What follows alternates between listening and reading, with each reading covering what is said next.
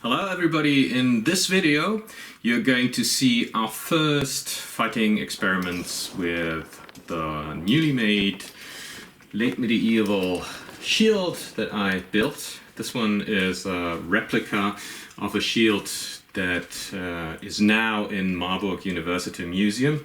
It is dated to about 1350 and it is very interesting in as far as two of the original straps are almost completely intact. Like this one is complete and this one is still in place, although those mounts are not have not survived. However, impressions in the outer layer of the leather strap are still visible, including little holes for the rivets. Also, the lining of that strap, which probably is buck hide, is also still underneath the upper strap. Those straps here, which I have reconstructed, are not in existence anymore. They have perished, or rather they were cut off when the shield was hung above the grave of the unknown knight who carried that shield. The fixation points are still visible. I'm going to document all this in a separate video series when I show how I actually made this particular shield. The way that I reconstructed the straps allows for a number of grips, like for instance the most apparent and obvious one would be slipping through the big straps in the center and then holding the shield by the little strap here, and here you have quite good control of the shield. You could of course also, if on horseback, just slip your arm through the main straps and then hold the reins, or maybe even through the smaller hand strap here, although I find that a bit restrictive as the strap is quite short, and if you imagine that a fully armored horseman would try to slip his hand through this rather tight strap, he would probably be restricted by the armor or a gauntlet or whatever kind of hand protection he wears.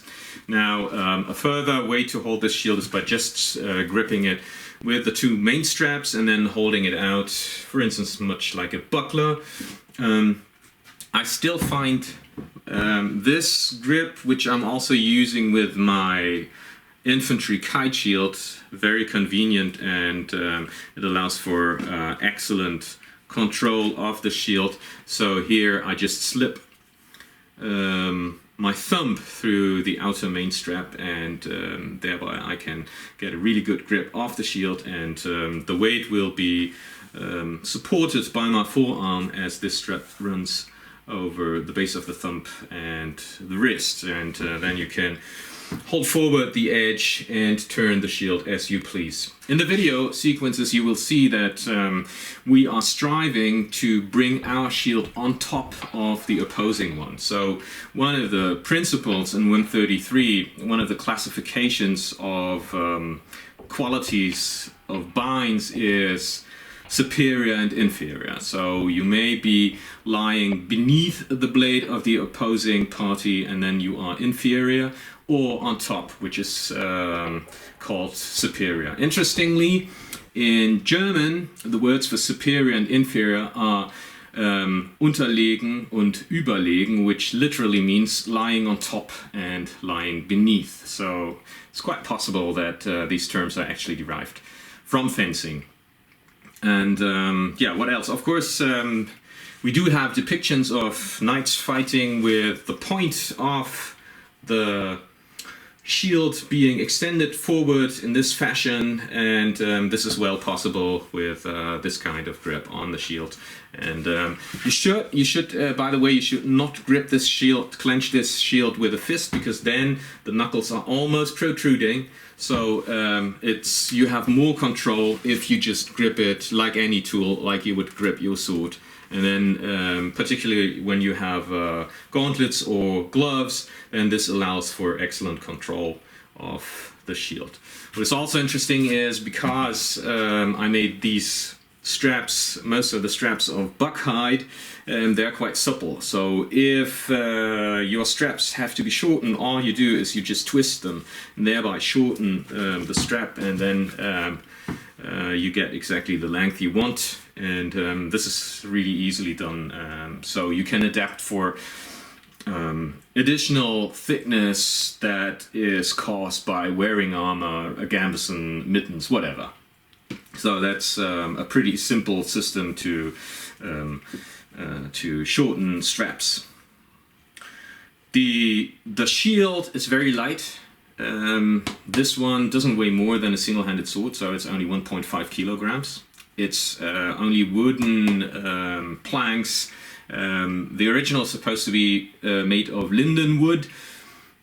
I have to check where this information actually comes from. Jan Koolmorgen says so in his book, but I know that Jan did not run any according examinations himself, so I will check on that one.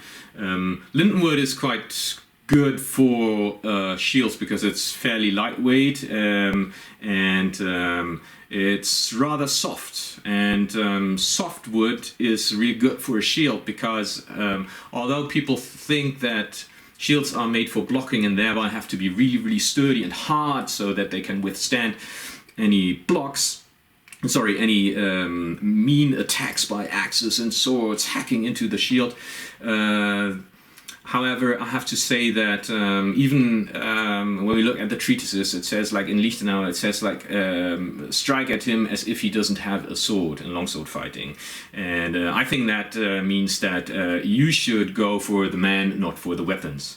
And in fencing, I made the experience that if people start to look at the bind, look at the weapons instead of their opponent, they instantly lose their fight.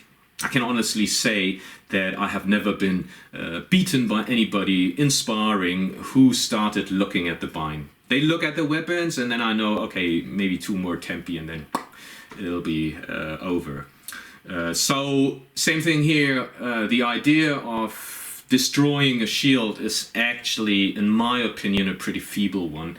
You want to get to the man behind the shield and should not deal with his weapons. If a sword is striking into a shield or an axe and it strikes really deeply, and it's possible if you mount this on a rigid scaffold or some kind of construction that holds the shield, it's really easy to split such a shield. It's only a layer of linen, there's gesso on top, all of this is connected by hide glue, and so yeah, it's easy to destroy it. But that will require for your opponent to stand still, hold it really, really tight so that it doesn't move, so that no power of the strike is absorbed by him giving way. And I doubt you'll ever find an opponent who is willing to do anything like that. So as you can see in the video sequences, the shields are constantly moving, and you're trying to get on top of the opposing shield, or when he gets on top of yours, you're trying to lever your way out and then come back in. So there's a lot of motion, and the shields are, at least in a dueling context, extended forward, and you really don't have much acceleration, a long acceleration path for the blade to actually strike into the shield. And plus, as I say, you don't really want to be disarmed just because your weapon gets caught in the shield. In this context, we tried it out with sharp swords, and you can see two nicks in here. So the swords bit into the shield, maybe like 1.8 centimeters, so not so less than an inch, and that was realistic context. So coming from the bind and then striking at the shield.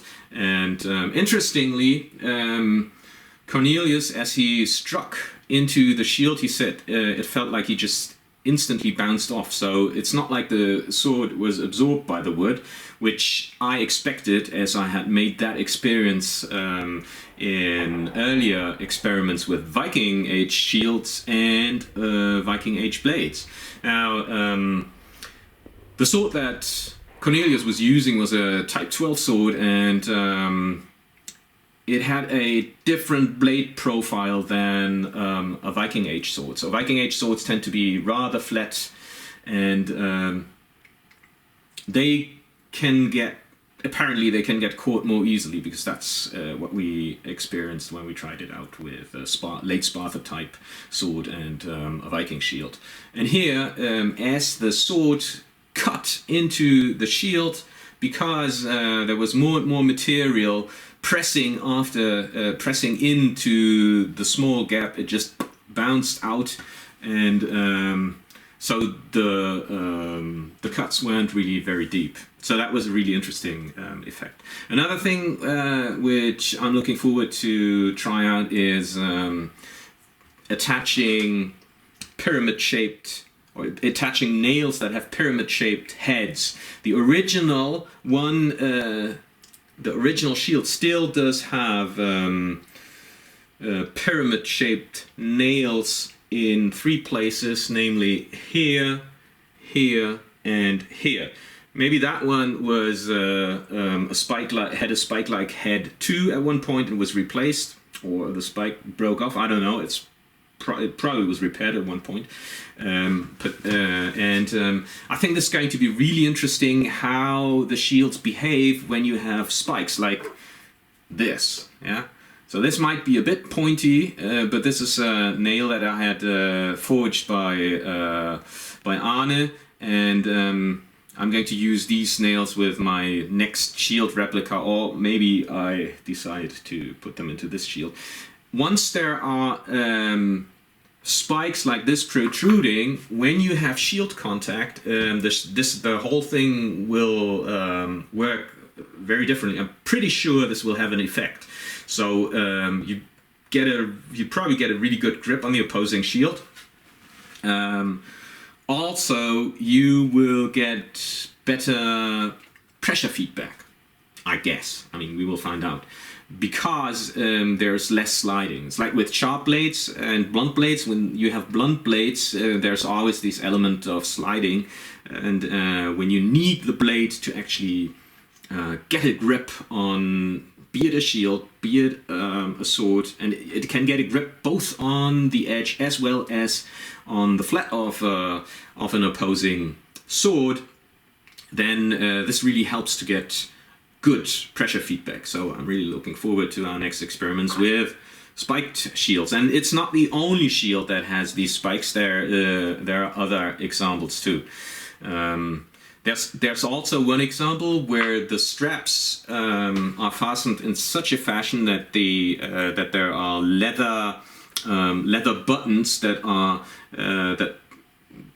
attached to straps, and so you can see the leather button on the outside. I actually think it's even rawhide. I have to check. So it's like a rolled up strap of rawhide, and it's a kind of this kind of buttons that you see on some medieval and Viking Age shoes. And by means of this strap going through a hole drilled in the shield board, the hand straps are fastened. Now you could say, okay, this may easily be cut off in combat, and then the strap falls off and you lose control of your shield. This may well be. However, this may have exactly the same effect, or at least partially the same effect, that you have like a stopper here. What it also does, of course, is it protects the surface of the shield. Now, this one held up really nicely, I must say. There are hardly any scratches in the painting. You can see that there are some parts where the color has been removed by constant contact with the opposing shield. I will probably paint this over again. I'm also going to make a repair of these cuts and see how you would repair something like that. I mean, there are many options, like I could remove the linen here, put put some hide glue with wood dust into the gaps, and then seal the whole thing with another layer of linen, and put gesso on top again, paint it again, and then it will probably be invisible. Really looking forward to that experiment too, because it means that if you can repair things like that so that it's not detectable from the outside anymore, it could mean that some of the surviving shields that we have actually been repaired. A final word on dueling and formation fighting.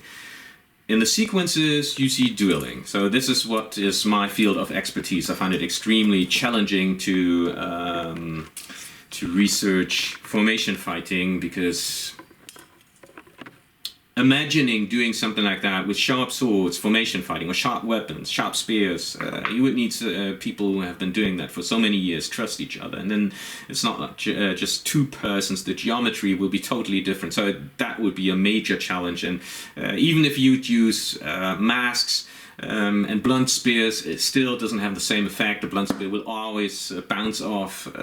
Sharp spears may get caught. So that's the reason why I don't deal with formation fighting for the moment. But as you see in the single combat sequences, it's very dynamic. So there's a lot of motion, and that means that anything that hits the shield doesn't develop the same kind of impact that you would expect if the shield was more static. So that means that if you're in a formation, of course, you cannot expose yourself in the same fashion as, let's put it this way, you would expose yourself if you would just look at one person's weapons trying to screen off trying to close his lines of attack, because there will be multiple opponents. So if you screen off a sword over there, you may be hit by a spear coming from here. So you'd be fighting a lot more statically, and the shield would be held in a more static position. So that means that we could expect much deeper damage, much severe damage on shields if they are used in formation fighting. And this seems to be the case. There are miniatures in a codex from Bamberg dating to the late 1100s, and there you can see combatants with kite shields, and those kite shields have really deep cuts, both on the sides, but particularly on the top edge, and it looks like the cuts go that deep. And I can easily imagine that it's not very difficult to cut into a shield that deeply. Yeah, so a lot of really exciting new experiments. Looking forward to the work ahead, and I hope you enjoy the fighting sequences. See you next time.